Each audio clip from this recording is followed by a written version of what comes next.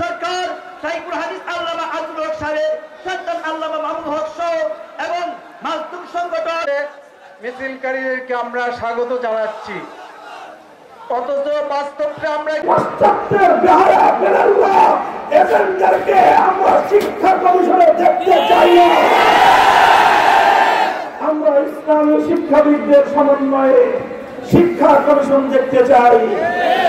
আমাদের এই শান্তিপ্রিয় কথা যদি কর্ণপাত না করা হয়, এরপরে আমরা প্রয়োজনে আমরা আন্দোলন করব, রাজপথে নামব, প্রয়োজনে সাপলা চত্বরে যাব, আমাদের রক্তের মাধ্যমে কারবালা তৈরি হবে। আমরা প্রত্যেকটি সংখ্যালঘু জাতির সব ধরনের অধিকারের নিশ্চয়তা প্রদান করি। বেশিরভাগ সরকার তাই প্রত্যেকের কাছে উদাত্ত আহ্বান, আল্লামা মামুনুল হক সাহেব যখনই ডাক দিবে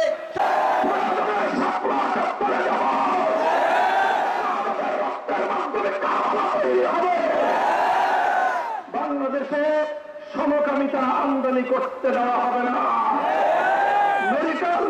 মেডিকেল রেট নামে রাজনৈতিক মামলা প্রত্যাহার করতে হবে।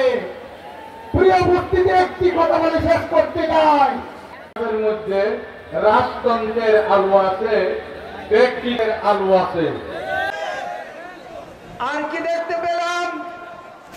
জগন্নাথ সংগ্রামী তৌহিদি জনতা এই পর্যায়ে বক্তব্য নিয়ে আসছেন বাংলাদেশ খেলাফত মজলিস